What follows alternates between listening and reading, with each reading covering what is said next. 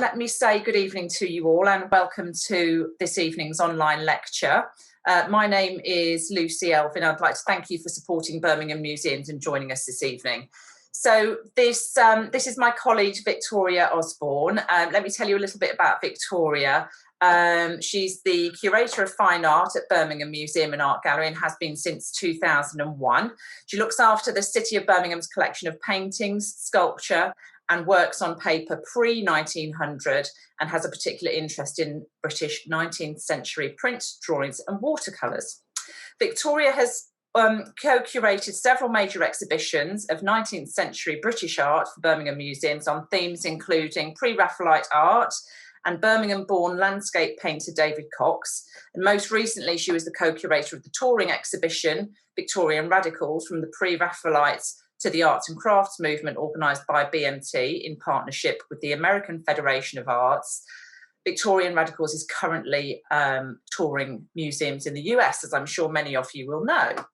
So welcome, Victoria. Thank you for joining us this evening. And this evening you're going to be talking to us about Edward Robert Hughes and William Holman Hunt. And I shall hand straight over to you. Thank you very much for the introduction, Lucy, and welcome everyone. It's lovely to see so many people joining us from so many different places for this latest in our lecture series today. I'm going to dive straight in and start sharing my screen. So hopefully you can now see the first of the slides and I'll make a start. I'm going to speak for probably around 40 minutes. And after that, there will be time for questions. So do put any questions in the chat box and there'll be a bit of time at the end for a bit of conversation following on from the lecture.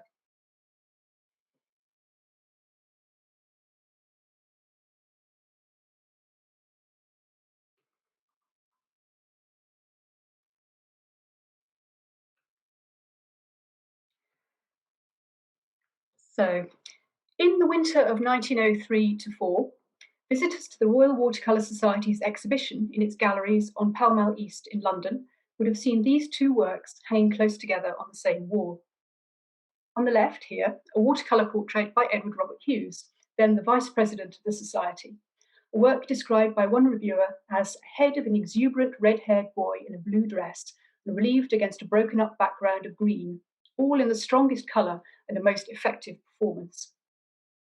On the right on the screen here, but hanging immediately below Hughes's portrait in the exhibition, Claudia and Isabella, a compositional study in pen and ink made over half a century before, in 1850, by William Holman Hunt.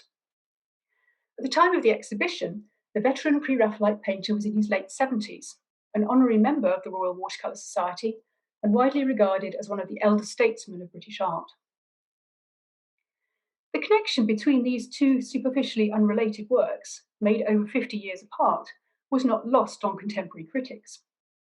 Struck by the intense colours and high finish of Hughes's watercolour, and perhaps even the distinctive colouring of the boy, with his blue eyes and bright copper-red hair, they were quick to point out its Pre-Raphaelite qualities. For the reviewer in the Telegraph, the frank and uncompromising brilliancy of British Pre-Raphaelite art is a little excelled in Mr. E.R. Hughes's full-face portrait. And more specifically, the critic of The Builder remarked that Hughes's portrait, quote, reminds one a good deal of the earlier work of Mr. Holman Hunt, and remarked that it was possibly with a recognition of this that the two works had been hung so close together. But what none of the critics at the time voiced, though they may perhaps have been aware of it, was how much the juxtaposition of the two works also reflected the close artistic and personal connections between these two painters. Young Anthony Freeman, the exuberant red-haired boy of Hughes's portrait, was effectively a member of Hunt's extended family. His elder sister Gwendolyn became engaged to Hunt's son Hilary the following year, 1905. But more importantly, for at least 15 years, Edward Robert Hughes had been discreetly working as Hunt's studio assistant, and at the time of the Royal Watercolour Society's exhibition, was busily and secretly helping with the completion of Hunt's last two great paintings, The Lady of Shalott and the third and final version of The Light of the World, which now hangs in St. Paul's Cathedral in London. In my talk today, I'll be investigating the relationship between these two painters. The veteran Pre-Raphaelite Holman Hunt and the younger artist who became, as one of Hughes's obituaries would put it, nearer to him than his right hand. I'll be exploring how it was that Hughes's lifelong identification with the Pre-Raphaelite movement, together with his own discreet and self-effacing personality, shaped his relationship with Hunt and informed his sensitive and largely secret role as Hunt's studio assistant. I hope to cast some fresh light on Hughes's always rather shadowy presence in Hunt's late career, and through unpublished letters and the reminiscences of his contemporaries, to give a voice to an artist who never spoke publicly about this important working relationship.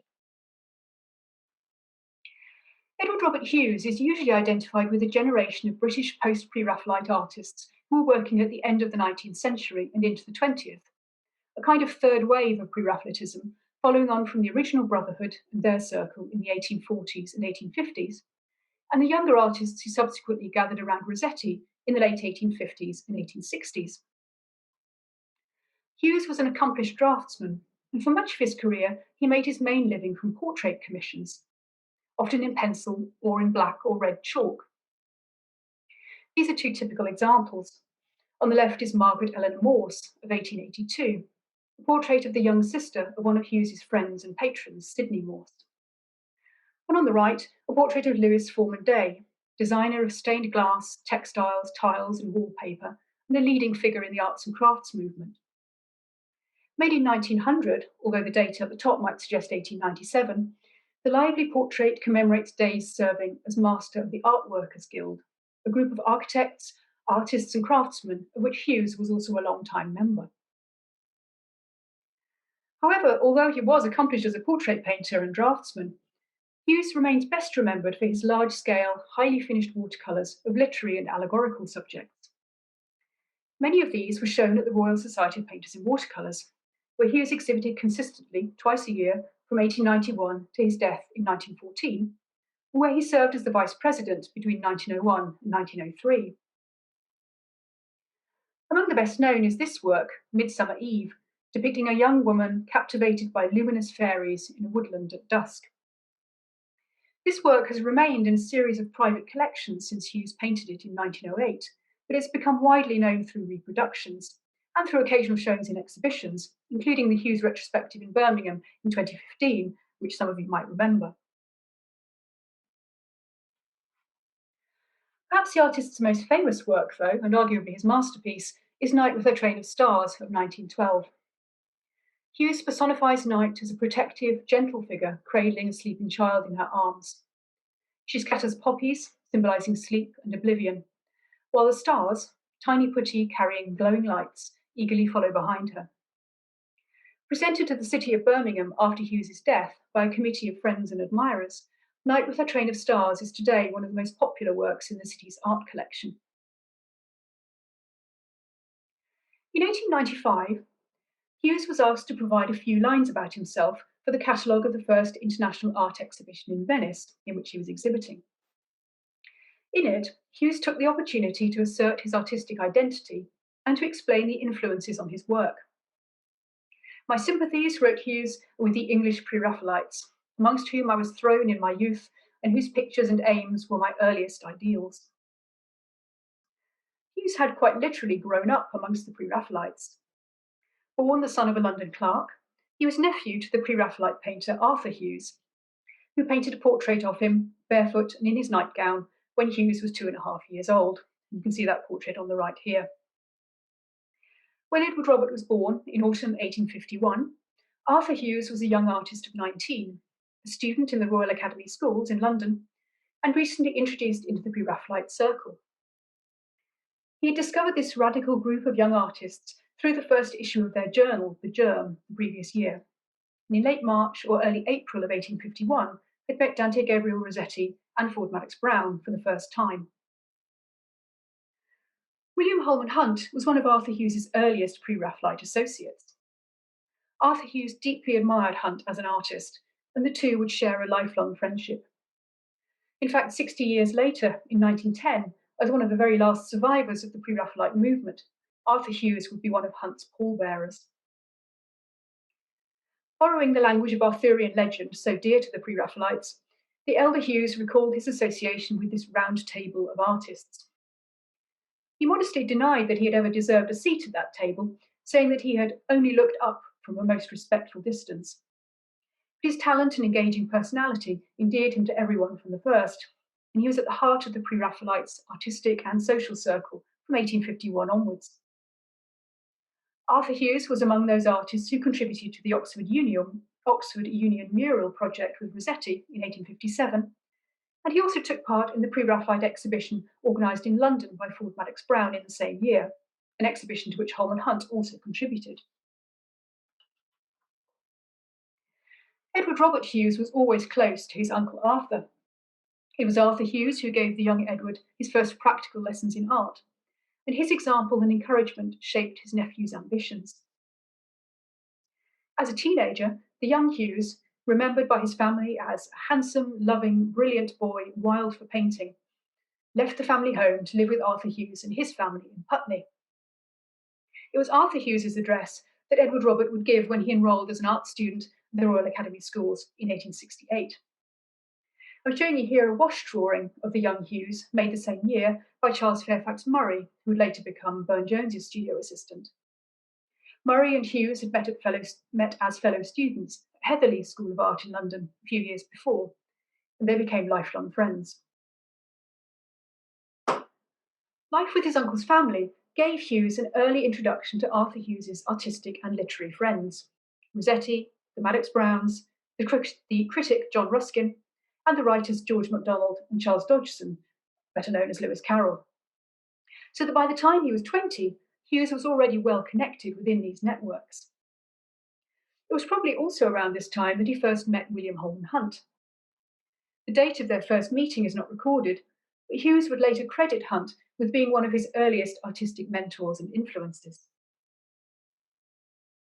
The young Hughes was often in demand as an artist's model, a result of what contemporaries described as his almost angelic beauty. He was Rossetti's first choice for the figure of love, seen here in red in the centre, in Dante's Dream of the Death of Beatrice of 1871. However, he was dropped when Rossetti decided, according to his assistant, Henry Treffry Dunn, that Hughes's face had, and I quote, too much of the Greek Adonis about it to convey Dante's medieval conception of love. He was replaced in the composition by his friend Johnston Forbes Robertson, then a fellow art student with Hughes, and later one of the leading actors and actor-managers of the age. At around the same time, both Hughes and Robertson modelled for Simeon Solomon. They appear in a drawing called Then I Knew My Soul Stood Before Me, which was reproduced as the frontispiece to Solomon's prose poem, A Vision of Love Revealed in Sleep. And you can see here Hughes on the right, somewhat idealised but still recognisable, and Forbes Robertson on the left. Hughes and Solomon had known each other since at least April of 1869, when Solomon wrote to his friend Oscar Browning that he had taken, quote, the beautiful Hughes to a choral concert at St James's Hall, Piccadilly. He was much impressed, writes Solomon, and looked, leaning on his hand, quite lovely. These early Pre-Raphaelite connections helped to shape the course of Hughes's early career, opening up opportunities for exhibiting and commissions, and helping to define how he identified as an artist for the rest of his life. His acquaintance with Solomon, for example, almost certainly influenced his early decision to submit works to the Dudley Gallery, a progressive London exhibiting space established in 1865 as an alternative to the Society of Painters in Watercolours. Like the more established society, the Dudleys specialised in the exhibition of drawings and watercolours. However, it was open to artists to exhibit without having to become a member first. As a venue which was potentially open to all, and which, as Colin Crews has noted, had become associated with the exhibition of new and challenging works, the Dudley not only served as an alternative to the Society of Painters in Watercolours, but provided additional exhibiting opportunities for artists who, like Hughes himself, sometimes struggled to have works accepted at the Royal Academy and elsewhere. Simeon Solomon had served on the Dudleys Committee in 1865 and 1866, and he was himself a regular contributor to its exhibitions until his arrest on charges of indecency in 1873 and the subsequent collapse of his public career. At the age of 19, Hughes made his debut at the Dudley Gallery with this watercolour called Evensong. Its theme of playing and listening to music, together with the composition and colour scheme, reveal a debt to Solomon's watercolour A Prelude by Bach, painted 3 years before. You can see the two side by side here. There are various details which I think you can see as being influenced by Solomon's work. So, for example, the figure playing the keyboard here, wearing this artistic dress with the high ruffled neckline. The costumes, such as these young figures in knickerbockers here. The juxtaposition of the figure in blue with the figure wearing the brown suit here, echoed in Solomon's composition. The Solomon's composition is much more sophisticated. And even the fact that in Solomon's work you have this young man here holding a sprig of flowering blossom, which is echoed in Hughes's work by the lilies in the vase on the right-hand side. Later the same year, Hughes showed an oil painting called Hushed Music in the Dudley's winter exhibition of cabinet pictures, or small oil paintings. This picture is still untraced, and if anybody watching knows where it is, I'd be really delighted to hear. But Henry Treffry Dunn recalled that Rossetti was full of praise for it, describing it as exquisite in feeling, poetry, and colour, and declaring that he should have been proud. I'll start that again. Exquisite in feeling, poetry, and colour, and declaring that he should be proud to have been the author of it. The following year, Hughes's submission to the Royal Academy, A Rainy Sunday, was admired by Edward Burne-Jones, who described the young artist as that bright Edward Hughes and praised this painting as a most beautiful little picture. In later years, he would tell his assistant, Thomas Matthews Rooke, that he had expected great things to follow, but felt that Hughes had never fulfilled his early potential. During most of the 1870s and 1880s, Hughes specialised in portraiture. Taking commissions allowed him to earn a regular income and to build up a network of patrons. For over a decade, from the early 1870s to the early 1880s, he spent several months a year in Birkenhead, in northwest England, for those unfamiliar, where he probably made connections through his uncle Arthur Hughes. It was not easy. His letters to friends complained of snobbish clients, missed appointments, and criticisms that were, quote, as bad as blows to the face. However, in spite of it all, he felt he produced some of his best work. And by the early 1880s, he had an established reputation, especially for his sensitive portraits of children. And here is the young Hughes at about that time in a portrait by Frederick Hollier in the V&A Museum in London. And here are two examples of those child portraits which really made Hughes's name in the 1870s and 1880s. There's a kind of seriousness and lack of sentimentality, I think, around Hughes's child portraiture, and a sense of the kind of inner life of the child, which I think makes them very touching and very lovely. It's not difficult to see why he was so much in demand by patrons for images of their children. Towards the end of the decade in 1888, a letter from Holman Hunt to his wife Edith provides the first evidence that Hughes, by then in his late 30s, was working as Hunt's studio assistant. This was around the same time that Hunt was beginning work on The Lady of Shalott, an ambitious composition that would occupy him on and off for the next 17 years, and that Hughes would eventually help him to complete. Inspired by Tennyson's poem of the same name, first published in 1832, Hunt's electrifying image captures the lady of the title at the moment that the curse strikes. She is turned from the reflection of the outside world in the circular mirror to look at Sir Lancelot through the window of her chamber, an act which will have fatal consequences. The painting was developed from compositional ideas that Hunt had first explored in the 1850s.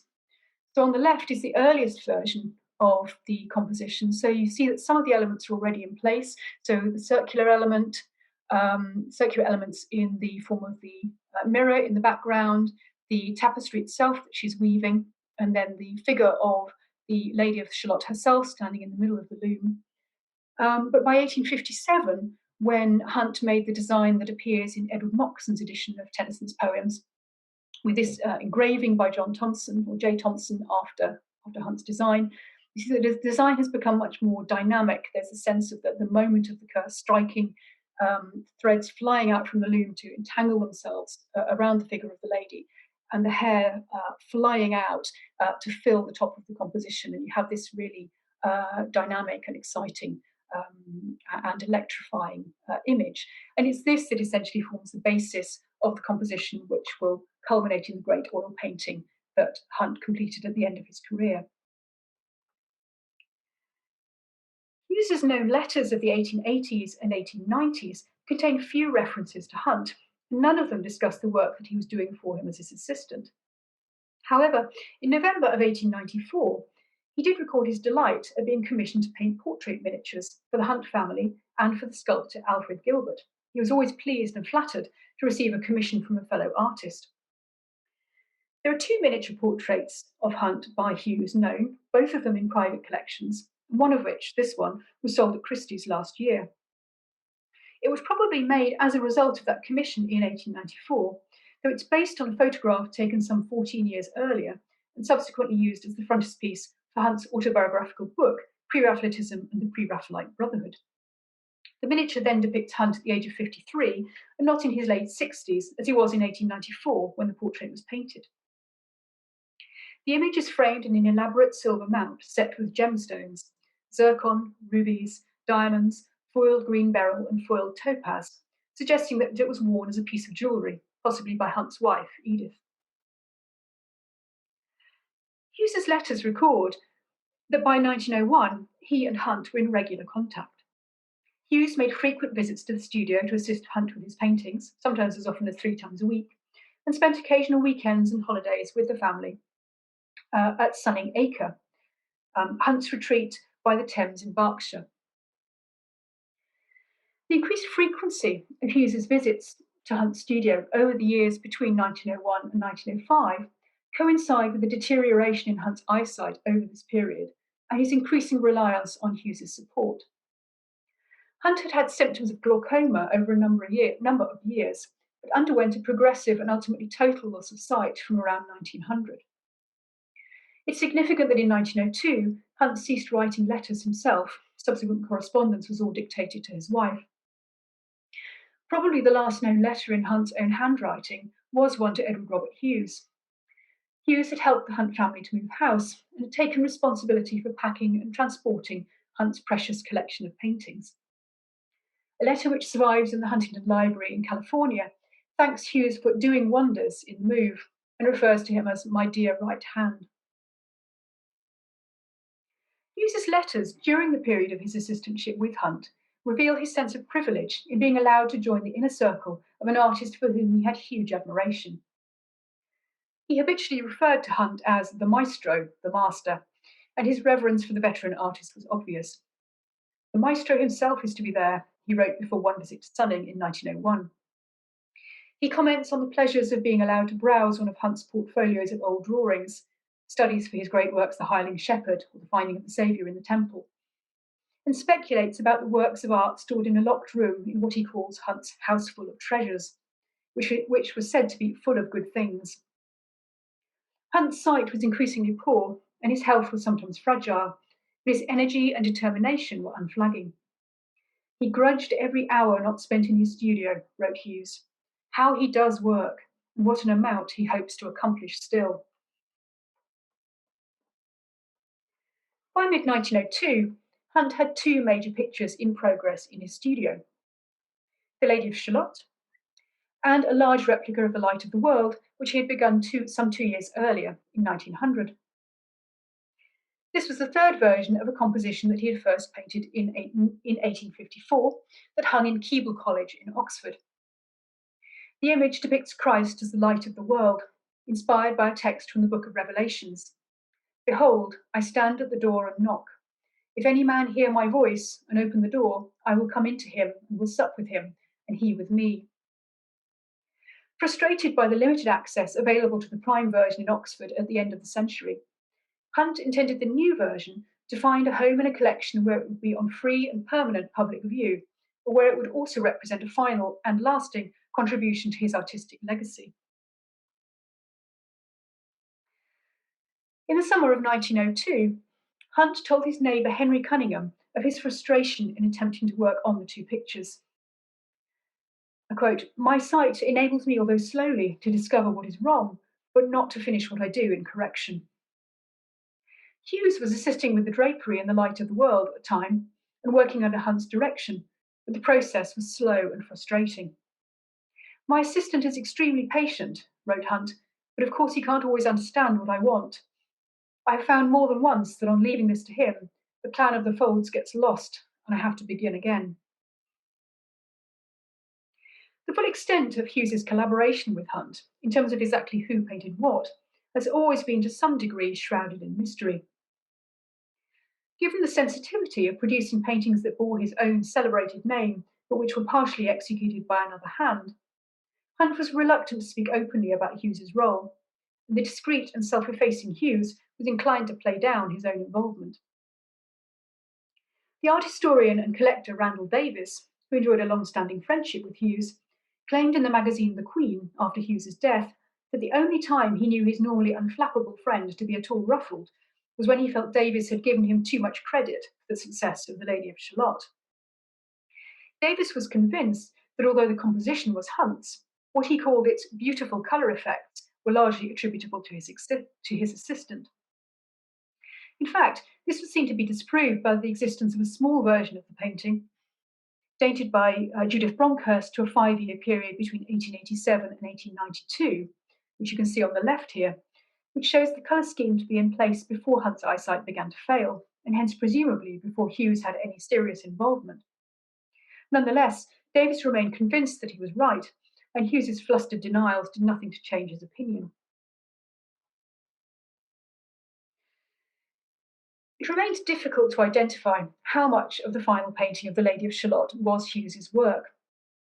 Since Hunt had been working on the painting, albeit sporadically, since about 1888, much of it had presumably already been completed by 1901, and Hughes's contribution could have been limited to minor elements of the composition and final touches. Hunt's daughter, Gladys, recorded that Hughes painted the right foot, reducing it in size on Hunt's instructions, the upper part of the silver lamp on the extreme right, the skein of pink silk on the edge of the loom, above the lady's patterns, and the irises in the lower right-hand corner. These irises are a notable addition to the composition as set out in the small Manchester picture, and as Georgiana Head has noted, the flowers with their vivid blue coloration are the only element which comes close to seeming a distinctive Hughes touch. Blue became something of a signature colour for the artist in the last years of his career. Night with Her Train of Stars, as we saw earlier, the work which we saw earlier, was only one of a series of what one critic called blue fantasies with PH, with the Daily Graphic in 1912 praising those harmonies of deep, luminous blues of which he seems to have the secret. Certainly when The Lady of Shalott went on public display for the first time, none of the commentators who reviewed it noted anything unusual in the handling, or gave any indication they were aware the picture was the work of anyone but Hunt himself. Reviewing the picture on its exhibition at Arthur Tooth and Sons Gallery in London in 1905, the correspondent of the Studio magazine marvelled at how Hunt has lost neither his command over technical processes nor his sincerity of conviction. Its rich colour and depth of tone, its careful draftsmanship, and its impressiveness of effect are among its most conspicuous merits, and in none of its details is there any sign of failure in the artist's powers. Hughes himself never commented publicly on his own part in this picture. The survival of private correspondence, however, allows glimpses of Hughes's own perspective on his role as studio assistant. In the collection of Princeton University Library, there's a collection of about 155 letters written by Hughes to his friends Juliet and Sidney Morse. Sidney Morse was a prominent London solicitor and an art collector, and he and his wife were both friends and patrons of Hughes. Crucially, the couple were also close to Holman Hunt. He was godfather to their daughter, Enid. This close relationship with both artists made the Morses ideally placed for Hughes to confide in them the sensitive work he was doing as Hunt's studio assistant. Hughes seems to have had a particularly close friendship with Juliet Morse, and the references to Hunt in his letters to her, although they're only occasional, are revealing. On Good Friday 1905, having learned from Hunt that the Morses had seen The Lady of Shalott at the studio, Hughes wrote to his friend anxiously seeking her opinion. By this point, Hunt, as he himself told the artist Frederick Shields in a letter the same month, could scarcely see except at a few inches' distance. And Hughes was feeling a great weight of responsibility as this great painting, which both artists must have sensed would be Hunt's last, neared completion. Hughes was encouraged that, quote, on some days and in some lights, it looks very rich and dignified. But lacking confidence in what he called my own limited powers, he sought Juliet Morse's reassurance and advice. A candid criticism from you, that shall be strictly entre nous, may give us great help, writes Hughes. Please don't be afraid of giving it. Even the smallest hint I'll consider and will carry out if I can. I am so anxious that this picture shall not disgrace him. Hughes's anxiety and sense of responsibility may imply that his contribution to the picture was more than merely a single foot, a lily, or a skein of silk. It's perhaps also significant that Hughes reassures Mrs. Morse that her thoughts will remain entre nous, strictly between us, a reminder of the confidentiality of the whole arrangement, but a remark which also suggests that any criticism by her might not even have been shared with Hunt himself. Hughes seems to have found himself placed in a difficult position in other matters too. In 1905, Edith Holman Hunt gave her son Hilary a portrait of herself as a young woman, painted by her husband as a gift on Hilary's marriage. The portrait, The Birthday, was originally completed in 1869. The face of the sitter was later substantially altered to soften its expression. The slide here shows you the painting as it appears today.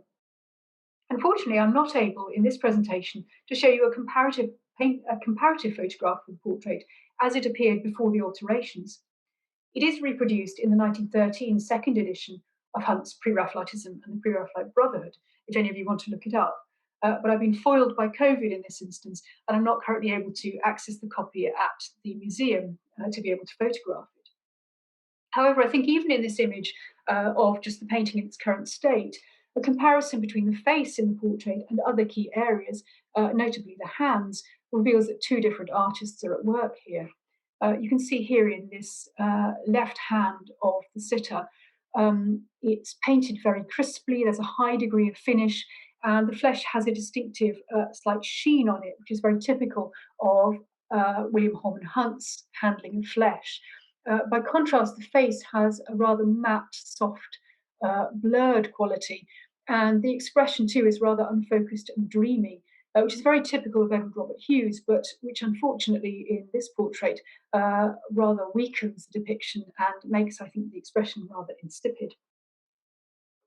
Now, curiously, it does seem that although Hughes was perfectly capable of adjusting his own style to blend in with Hunt when he chose, as in his contributions to The Lady of Shalott, he doesn't seem to have made the effort in this case. Perhaps, and this is purely my speculation, if he was undertaking this work reluctantly, he wished to make it immediately clear that the portrait had been altered by another hand. At any rate, given Hughes's reverence for his mentor William Holman Hunt, it's hard to imagine him presuming to alter a work of Hunt's behind the artist's back without being lent on by someone with more authority than himself. So it's generally assumed that he altered this work at Edith's request.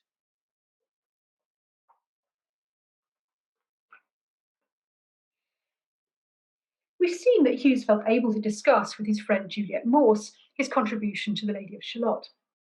By contrast, it's notable that he did not, at least in any letter that survives, commit to paper any reference to the fact that at the same time he was assisting with The Light of the World. The only time he mentions the painting at all is in December of 1904, when he talks about having been to see the proofs of a new chromolithograph, new colour print, of it at the printer's, and says how impatient he is to have a copy. The case of The Light of the World was altogether more sensitive and more shrouded in secrecy than that of The Lady of Shalott. Only begun in about 1900, the painting was substantially executed by Hughes. This was a fact that Hunt made every effort to keep from being discovered. The process of the painting was kept a closely guarded secret. No one was allowed to see the painting in progress, and in this carefully staged photograph, reproduced in the biography of Hunt by Otto von Schleinitz in 1907, the impression is reinforced that Hunt and Hunt alone, seated at the easel with brush in hand, is the author of the impressively scaled painting. Or should I say the sole author of the impressively scaled painting. But in spite of all of Hunt's precautions and Hughes's discretion, rumours were circulating. The journalist Bernard Falk, in his colourful book of memoirs, He Laughed in Fleet Street, recounts that the Daily Mail got hold of the story and, sensing a scoop, dispatched a reluctant reporter, William Mingus, to ferret out the truth.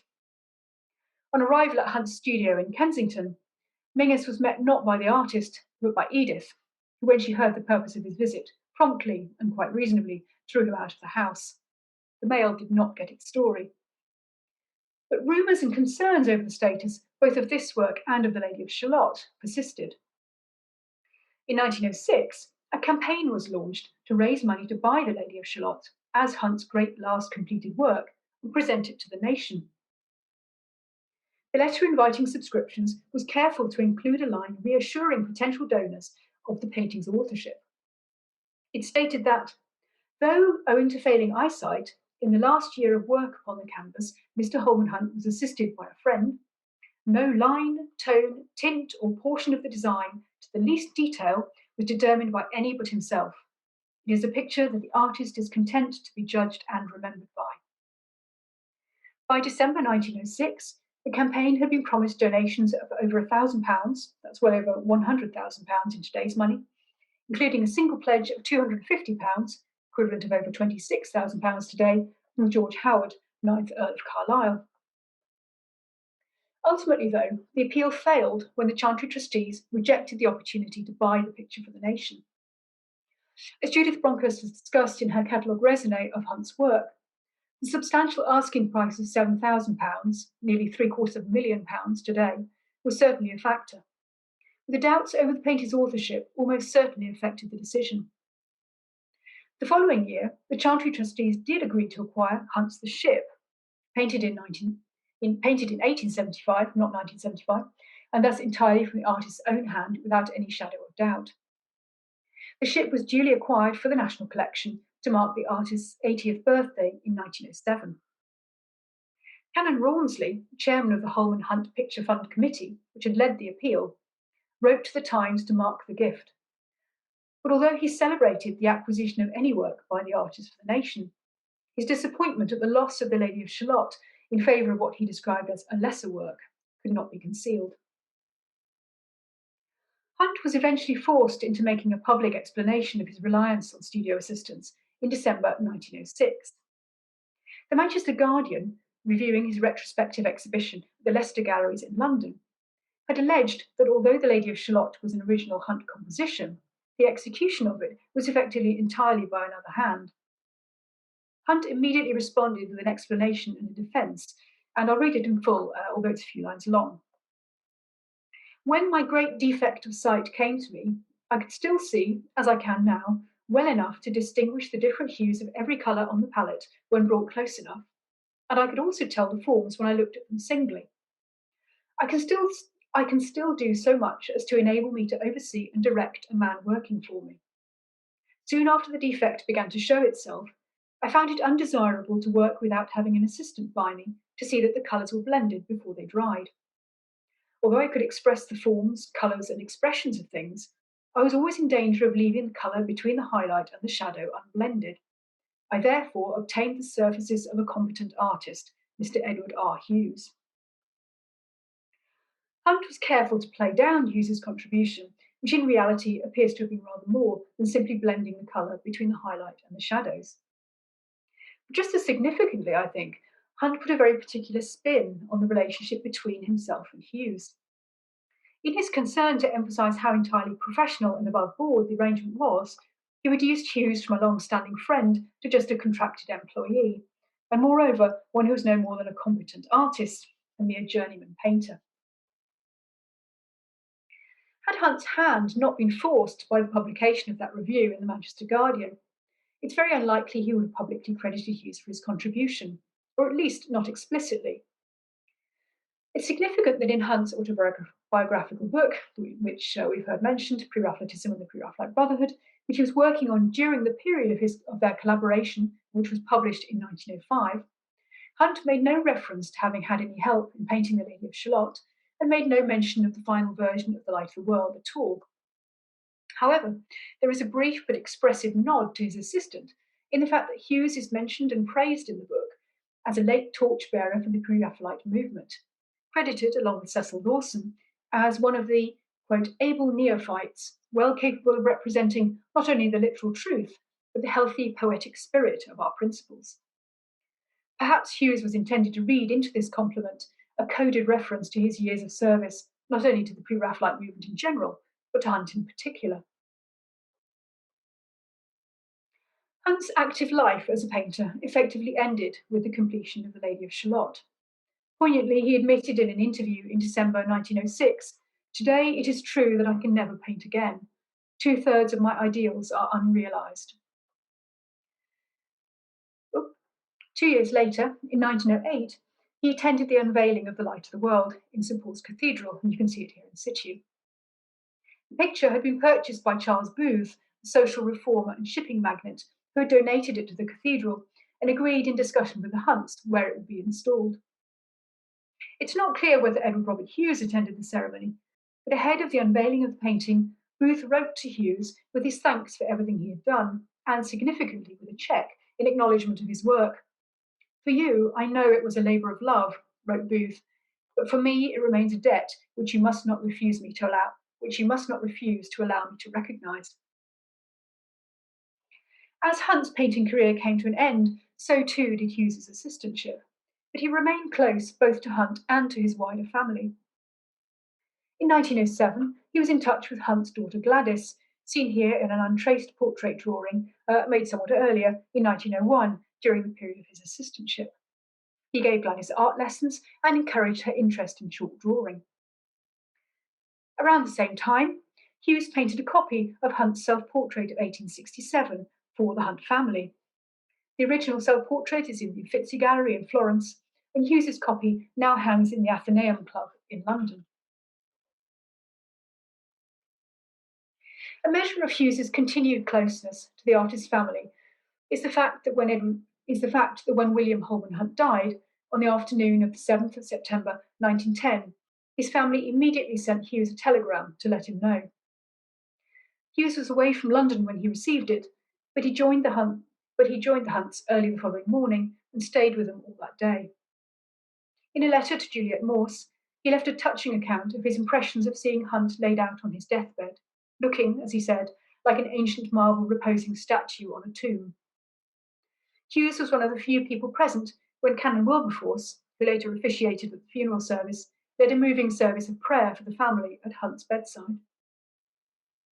By a curious quirk of fate, the close and confidential relationship between Hunt and Hughes continued to the very end. After the funeral at St Paul's Cathedral on 10th of September, Hughes was sent by Mary Millais on an errand to lay a nosegay of lilies on the grave of her father, John Everett Millais, which was alongside the one reserved for Hunt. On descending to the crypt, Hughes records seeing Hunt's casket, its laurel wreath lying on top, waiting only for the workman to return from his break and fill in the grave. Apart from the gravedigger, then, Hughes was the last person to see a Hunt's casket before it was laid to rest, allowing him a final, private moment of communion with his friend and mentor. Hughes himself would outlive Hunt by only 4 years. He died suddenly, aged 62, in 1914. He had never spoken publicly about the work he had done for Hunt and kept his secrets to the end. But in their tributes following his death, friends and obituary writers felt able, for the first time, to speak openly about the service he had rendered Hunt and about Hughes's own reticence in taking credit for it. None of the writers who discussed Hughes's assistantship referred to it in the terms used by Hunt. There's the employment, of professionalism, of Hughes being engaged to do a job. Instead, the tributes turn entirely on Hughes's loyalty, his service, and his long-standing ties of friendship. More than that, many of the writers commented on Hughes's identification with Pre-Raphaelitism, and by implication his service to the veteran Pre-Raphaelite Hunt, in terms that suggested a kind of near religious dedication. Again and again, the language of faith is evoked. Hughes is described as one of the last votaries of the PRB, as a disciple of the Pre-Raphaelite school, and as an artist who honoured the principles of the movement as the articles of his belief or as a sacred trust. For these writers, many of whom would have remembered the speculation and rumour surrounding Hunt's late works and Hughes's role in them, the artist's self-effacing loyalty was one of his most striking characteristics. There were certainly those who, while admiring Hughes's faithfulness in serving Hunt for so many years, were also frustrated by it.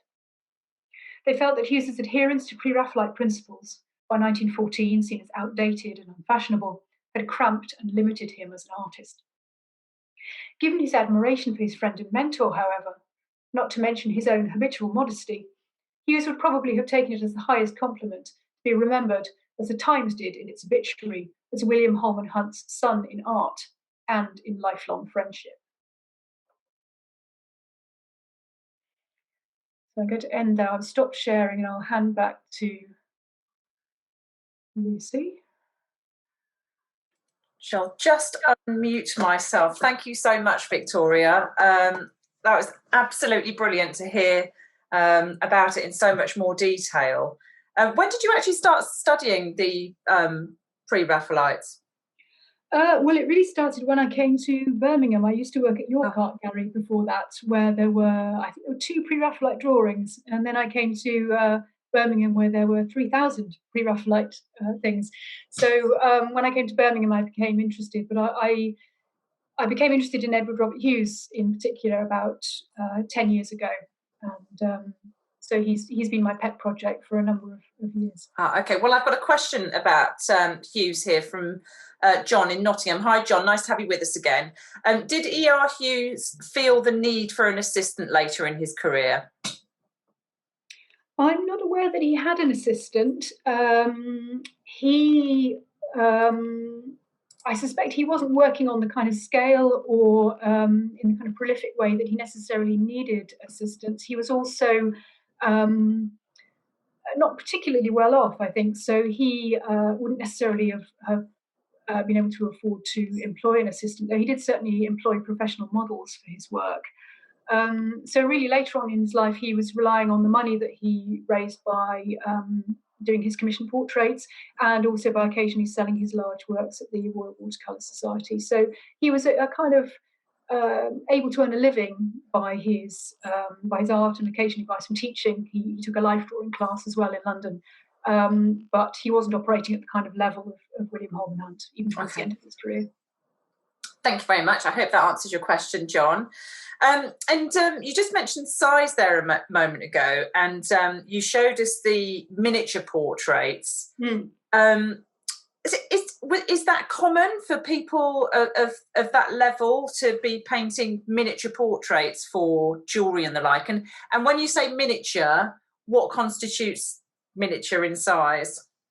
In this case, it is miniature in the sense that you'll be able to hold it in the palm of your hand or wear it as a piece of jewellery.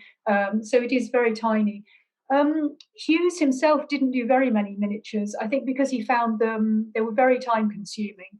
And so he really only did a handful of them. And I think he really did the one of Hunt almost as a kind of special favour to the family. It would have meant a lot to him to have commission from Hunt. And there are 2 miniatures known which are very similar, both of which are in private collections. There was certainly a tradition going back to the 16th century and earlier, of making small miniature portraits. There's something about the intimacy of them that made them very popular as objects that you would have as a way of remembering somebody or as a way of keeping somebody close to you. So often it would be a miniature of a loved one. Sometimes in the 18th century in particular, there was a tradition of putting the hair of the sitter in the back of the miniature. So you're literally carrying a little piece of them around. Yeah. So and always nice to have those stones around it as well. Yes, it makes it very beautiful. There's a suggestion, I think Judith Bronkhurst has suggested that it might have been worn as a memorial jewel, so possibly after Hunt's death, Edith could have worn it in his memory. There's another question in the chat box there, Victoria. Do you want to pick that one up? Yes, I'm just going to open it up here. You